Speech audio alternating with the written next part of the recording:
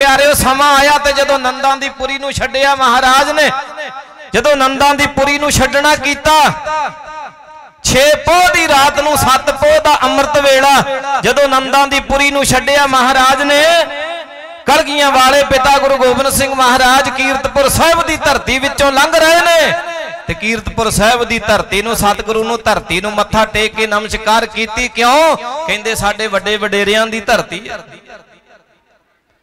ते प्यारे अगे वधदे गए सरसा दे कंढे जदों पहुंचे ने, अगे सरसा चढ़िया होया, पिछे 22 धार दी फौज लगी हुई है, अगे सरसा चढ़ गया। सरसा दे कंढे ते पहुंच के अमृत वेले कलगियां वाले पिता गुरु गोबिंद सिंह महाराज जी ने आवाज मारी, भाई दया सिंह जी भुख लगी है। ते भाई दया सिंह जी कहंदे सच्चे पातशाह पिछे 22 धार दी फौज है, अगे सरसा चढ़िया होया, कित्थों लियावां छकण वास्ते। कलगियां वाले पिता गुरु गोबिंद सिंह महाराज जी कहंदे दया सिंह जी इत्थे तन दी भुख नहीं, इत्थे मन दी भुख लगी। मन दी भुख आपां कहंदे नंदा दी पुरी ते रहिंदे सी, अमृत वेले आसा जी दी वार दा कीर्तन सुणदे सी, कहंदे मैनूं आसा दी वार दा कीर्तन सुनाओ, आसा दी वार दा कीर्तन सुनाओ। भाई दया सिंह ने हाथ जोड़े, सच्चे पातशाह पिछे 22 धार दी फौज लगी है, अगे सरसा चढ़िया होया, आपां लंघ चलीए, किते अगे जाके आसा दी वार दा भोग पा लांगे। कलगियां वाले पिता गुरु गोबिंद सिंह महाराज जी आखण लगे, भाई दया सिंह जी जे अज आसा दी वार दा भोग पवेगा ते सरसा दे कंढे ते पवेगा, जे आसा दी वार दा भोग पवेगा ते सरसा दे कंढे ते पवेगा। किते साडे वर्गा हुंदा ते कहंदा छड्ड दे अज की करना नितने, पिछे फौज लगी, अगे सरसा चढ़े, आपां दा बहाना चाहिदा, अज मीह पै गया अज नहीं गुरद्वारे जाना, अज नेरी आ गई अज नहीं जाया जाना, अज बुखार चढ़े अज नहीं नितनेम होना।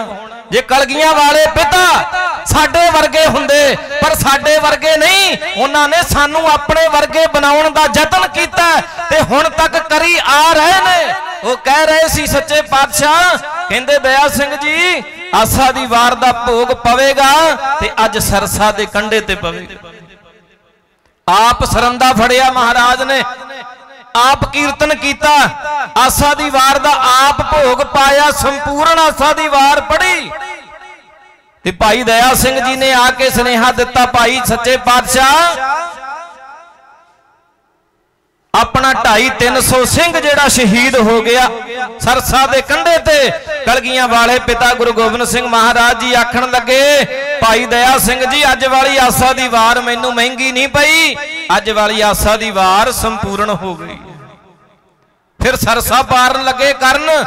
कलगियां वाले पिता गुरु गोबिंद सिंह महाराज जी नूं भाई दया सिंह जी कहंदे ने, सच्चे पातशाह मैं वड़ के वेखां सरसा दे विच पानी किन्ना क डूंगा। कलगियां वाले पिता गुरु गोबिंद सिंह महाराज जी कहंदे, भाई दया सिंह जी जदों नंदा दी पुरी नूं छड्डिया उदों भी अगे लगया, आसा दी वार पढ़ी उदों भी अगे लगया, हुण जदों सरसा पार करना ना उदों भी मैं ही अगे लगांगा, सारे पिछे फेर वड़िओ बाद विच, पहला मैनू विच वड़ लैण दिओ।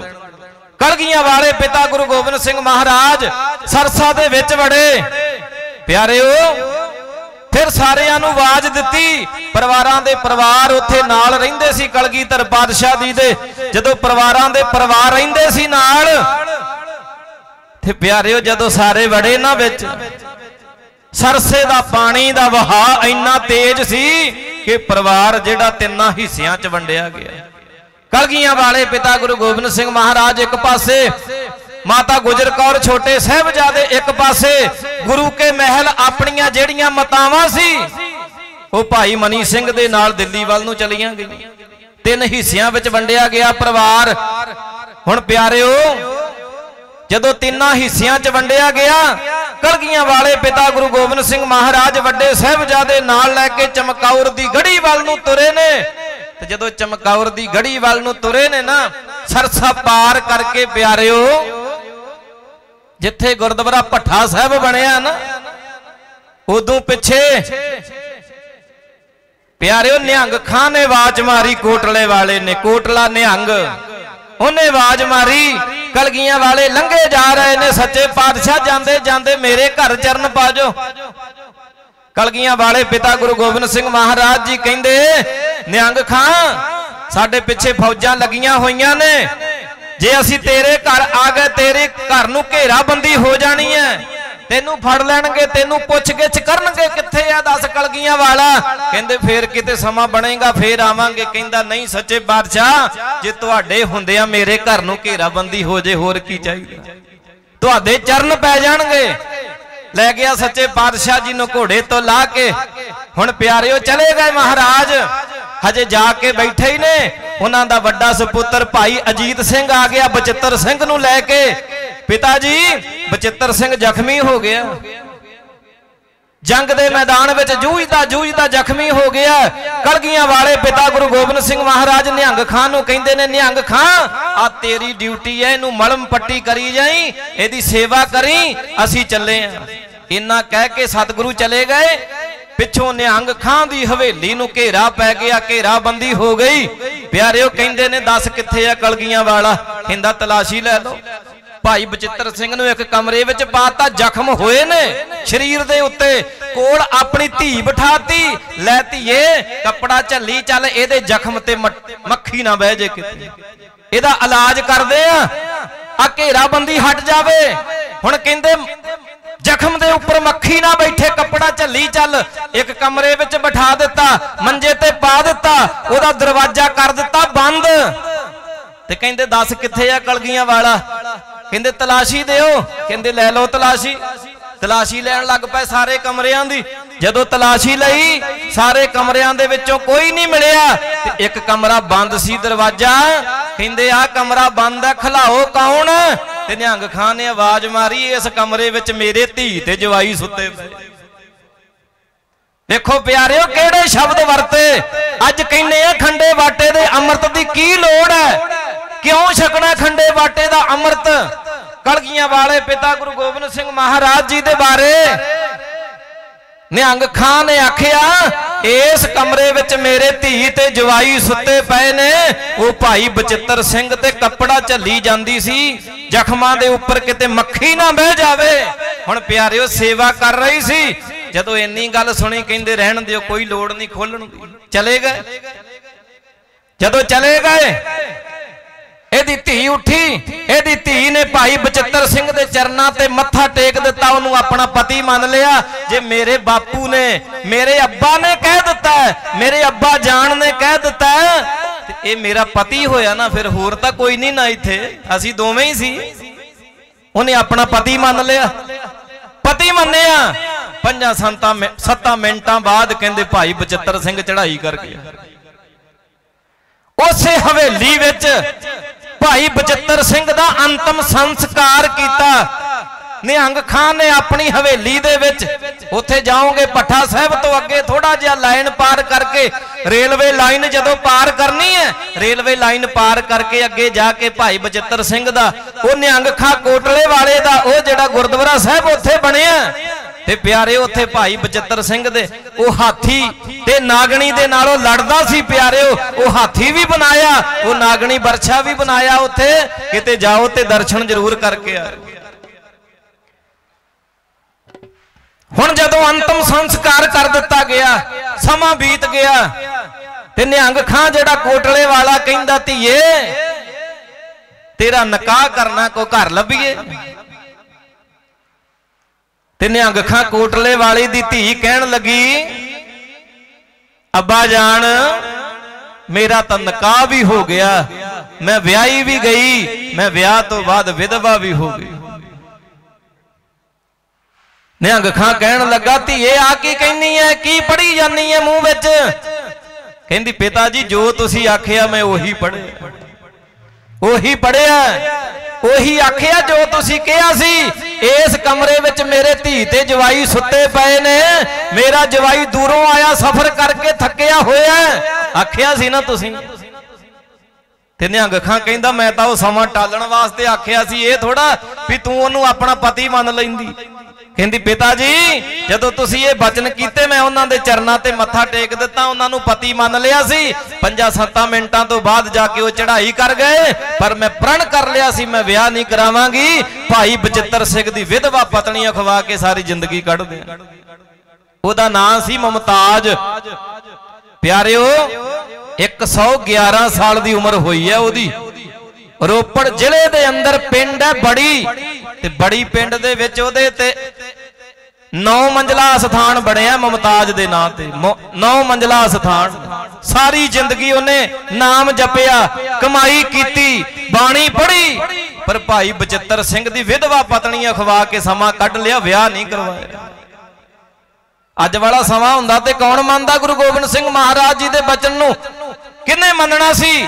ਕਲਗੀਆਂ ਵਾਲੇ ਪਿਤਾ ਗੁਰੂ ਗੋਬਿੰਦ ਸਿੰਘ ਮਹਾਰਾਜ ਚਮਕੌਰ ਦੀ ਗੜੀ ਅੰਦਰ ਚਲੇ ਗਏ। ਉੱਥੇ ਜਾ ਕੇ 2 ਪੁੱਤਰ ਚਮਕੌਰ ਦੀ ਜੰਗ ਦੇ ਅੰਦਰ ਸ਼ਹੀਦ ਕਰਵਾ ਲਏ।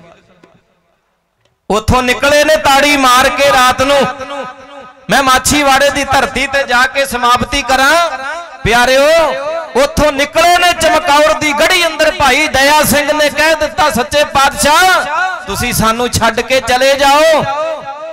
ਉੱਥੋਂ ਤਾੜੀ ਮਾਰ ਕੇ ਨਿਕਲੇ, ਡਰ ਕੇ ਨਹੀਂ ਨਿਕਲੇ, ਤਾੜੀ ਮਾਰੀ। ਉੱਥੇ ਗੁਰਦੁਆਰਾ ਤਾੜੀ ਸਾਹਿਬ ਬਣਿਆ। ਤਾੜੀ ਮਾਰ ਕੇ ਨਿਕਲੇ ਨੇ, ਤੁਰੇ ਜਾਂਦੇ ਨੇ ਜੰਗਲੀ ਰਸਤਾ, ਤੇ ਰਸਤੇ ਵਿੱਚ ਜਾਂਦਿਆਂ ਨੂੰ ਯਾਦ ਆਇਆ ਇੱਕ ਪੂਰਨ ਮਸੰਦ ਹੁੰਦਾ ਸੀ। ਪੂਰਨ ਮਸੰਦ ਨੇ ਆਖਣਾ, ਸੱਚੇ ਪਾਤਸ਼ਾਹ ਕਿਤੇ ਸਮਾਂ ਬਣਿਆ, ਜਾਂਦੇ ਜਾਂਦੇ ਚਰਨ ਪਾ ਜਾਓ। ਅੱਜ ਕਲਗੀਆਂ ਵਾਲੇ ਪਿਤਾ ਗੁਰੂ ਗੋਬਿੰਦ ਸਿੰਘ ਮਹਾਰਾਜ ਜੀ ਨੂੰ ਯਾਦ ਆ ਗਿਆ ਵੀ ਪੂਰਨ ਮਸੰਦ ਦੇ ਘਰ ਹੋ ਕੇ ਚੱਲਦੇ ਆ। ਉਹਦੇ ਘਰ ਜਾਂਦੇ ਜਾਂਦੇ ਚਰਨ ਪਾ ਚੱਲੀਏ। ਕਹਿੰਦਾ ਰਹਿੰਦਾ ਸੀ, ਮਾਇਆ ਇਕੱਠੀ ਕਰਕੇ ਆਨੰਦਪੁਰ ਸਾਹਿਬ ਦੀ ਧਰਤੀ ਤੇ ਲੈ ਕੇ ਆਉਂਦਾ ਸੀ ਚੜਾਵਾ। ਮਸੰਦ ਸੀ। ਪਿਆਰਿਓ ਜਦੋਂ ਪੂਰਨ ਮਸੰਦ ਦੇ ਪਿੰਡ ਬਹਿਲੌਲਪੁਰ ਪਹੁੰਚੇ ਕਲਗੀਆਂ ਵਾਲੇ ਪਿਤਾ ਗੁਰੂ ਗੋਬਿੰਦ ਸਿੰਘ ਮਹਾਰਾਜ, 4 ਵਜੇ ਹੋਏ ਨੇ, ਅੰਮ੍ਰਿਤ ਵੇਲਾ, ਹਨੇਰੀ ਰਾਤ, ਪੋਹ ਦੀਆਂ ਰਾਤਾਂ। ਵੇਖੋ ਪਿਆਰਿਓ, ਪੋਹ ਦੀਆਂ ਰਾਤਾਂ ਦੇ ਅੰਦਰ ਕਲਗੀਆਂ ਵਾਲੇ ਪਿਤਾ ਗੁਰੂ ਗੋਬਿੰਦ ਸਿੰਘ ਮਹਾਰਾਜ ਜਦੋਂ ਪਿੰਡ ਬਹਿਲੌਲਪੁਰ ਪਹੁੰਚੇ ਤੇ ਕਲਗੀਆਂ ਵਾਲੇ ਪਿਤਾ ਗੁਰੂ ਗੋਬਿੰਦ ਸਿੰਘ ਮਹਾਰਾਜ, ਇੱਕ ਪੰਡਤ ਜਾਂਦਾ ਪਿਆ ਬਾਹਰ। ਉਹਨੂੰ ਕਹਿੰਦੇ ਨੇ ਰੁਕ ਜਾ। ਉਹ ਰੁਕ ਗਿਆ। ਉਹਨੂੰ ਪੁੱਛਦੇ ਨੇ, ਕਹਿੰਦੇ ਇਹ ਪੂਰਨ ਮਸੰਦ ਦਾ ਪਿੰਡ? ਕਹਿੰਦਾ ਹਾਂਜੀ। ਕਹਿੰਦੇ ਤੈਨੂੰ ਪਤਾ ਉਹਦੇ ਘਰ ਦਾ? ਚੱਲ ਮੈਨੂੰ ਉਹਦੇ ਘਰ ਛੱਡ ਕੇ ਆ। ਉਹ ਪੰਡਤ ਪੂਰਨ ਮਸੰਦ ਦੇ ਘਰ ਵੱਲ ਨੂੰ ਲੈ ਗਿਆ। ਹਵੇਲੀ ਕੋਲ ਜਾ ਕੇ ਕਹਿੰਦਾ ਆ ਉਹਦਾ ਘਰ ਹੈ, ਆ ਉਹਦੀ ਹਵੇਲੀ ਹੈ, ਦਰਵਾਜ਼ਾ ਖੜਕਾ ਲਓ, ਬਾਹਰ ਆ ਜਾਏਗਾ ਕੋਈ। ਇੰਨੀ ਗੱਲ ਕਹਿ ਕੇ ਪੰਡਤ ਚਲਿਆ ਗਿਆ। ਹੁਣ ਦਰਵਾਜ਼ਾ ਖੜਕਾਇਆ। ਪੂਰਨ ਮਸੰਦ ਦੇ ਨੌਕਰ ਭਾਈ ਜਿਉਣੇ ਨੇ ਦਰਵਾਜ਼ਾ ਖੋਲਿਆ। ਹੁਣ ਜਦੋਂ ਦਰਵਾਜ਼ਾ ਖੋਲਿਆ ਭਾਈ ਜਿਉਣੇ ਨੇ, ਕਲਗੀਆਂ ਵਾਲੇ ਪਿਤਾ ਗੁਰੂ ਗੋਬਿੰਦ ਸਿੰਘ ਮਹਾਰਾਜ ਕਹਿੰਦੇ ਨੇ, ਕਹਿੰਦੇ ਪੂਰਨ ਮਸੰਦ ਦਾ ਘਰ ਇਹੀ ਹੈ? ਕਹਿੰਦਾ ਜੀ ਇਹੀ ਹੈ। ਕਹਿੰਦੇ ਕਿੱਥੇ ਹੈ? ਕਹਿੰਦੇ ਜੀ ਸੁੱਤਾ ਪਿਆ। ਕਹਿੰਦੇ ਅੰਮ੍ਰਿਤ ਵੇਲਾ ਹੋ ਗਿਆ, 4 ਵੱਜ ਗਏ ਨੇ, ਹਜੇ ਸੁੱਤਾ ਹੀ ਪਿਆ। ਜਾ ਉਹਨੂੰ ਆਵਾਜ਼ ਮਾਰ ਜਾ ਕੇ। ਕਹਿੰਦਾ ਜੀ ਆਵਾਜ਼ ਤਾਂ ਮਾਰ ਦੇਣਾ ਜਾ ਕੇ, ਪਹਿਲਾਂ ਇਹ ਦੱਸੋ ਵੀ ਤੁਸੀਂ ਹੈ ਕੌਣ? ਕਲਗੀ ਲਾਈ ਹੋਈ ਸੀ, ਮੜਾਸਾ ਜਿਹਾ ਮਾਰਿਆ ਹੋਇਆ, ਵਲੇਟੇ ਮਾਰੇ ਹੋਏ ਨੇ ਪੱਗ ਦੇ, ਸਿੱਧੀ ਜੀ ਪੱਗ ਬੰਨੀ ਹੋਈ ਹੈ। ਪਿਆਰਿਓ ਕਹਿੰਦਾ ਪਹਿਲਾਂ ਇਹ ਤਾਂ ਦੱਸੋ ਵੀ ਹੈ ਕੌਣ ਤੁਸੀਂ? ਕੀ ਜਾ ਕੇ ਦੱਸਾਂਗਾ ਕੌਣ ਆਏ ਨੇ? ਕਹਿੰਦੇ ਮੇਰਾ ਨਾਂ ਗੋਬਿੰਦ ਸਿੰਘ। ਜਦੋਂ ਨਾਂ ਸੁਣਿਆ ਉਹ ਕਹਿੰਦੇ ਤੁਸੀਂ ਬਾਜਾਂ ਵਾਲੇ ਹੋ? ਕਲਗੀਆਂ ਵਾਲੇ ਪਿਤਾ ਗੁਰੂ ਗੋਬਿੰਦ ਸਿੰਘ ਮਹਾਰਾਜ ਚਰਨਾਂ ਤੇ ਸੀਸ ਰੱਖਿਆ, ਮੱਥਾ ਟੇਕਿਆ, ਹਵੇਲੀ 'ਚ ਲੈ ਗਿਆ। ਹੁਣ ਨੌਕਰਾਂ ਕੋਲ ਕਿਹੋ ਜਿਹਾ ਹੁੰਦਾ ਬਿਸਤਰਾ?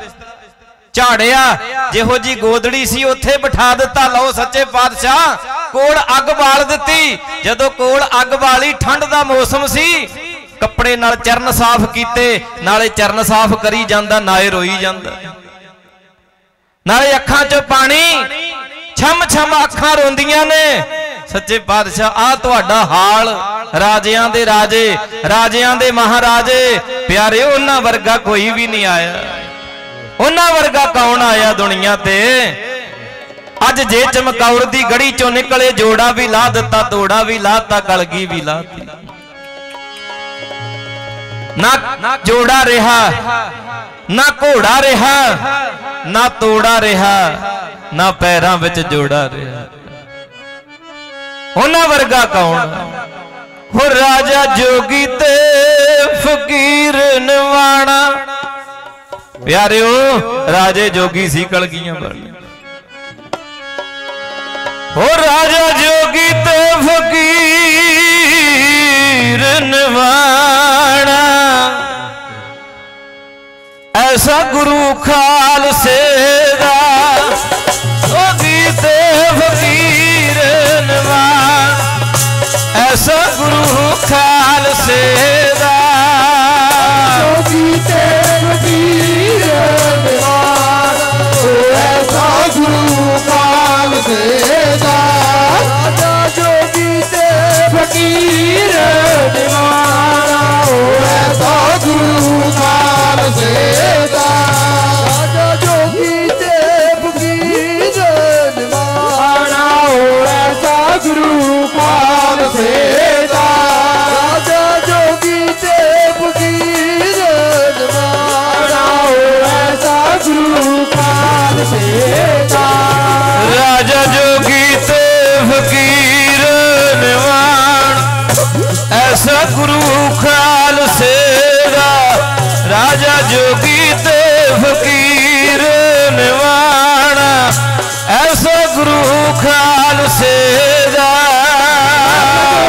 ते फकीर निवाणा ऐसा गुरु खालसे दा राजा जोगी ते फकीर निवाणा ऐसा गुरु खालसे दा राजा जोगी ते फकीर निवाणा ऐसा गुरु खालसे दा राजा जोगी ते फकीर निवाणा ऐसा गुरु खालसे दा प्यारे जी ऐसा गुरु खालसे दा मेरे प्यारे ऐसा गुरु खालसे दा प्यारे गुरु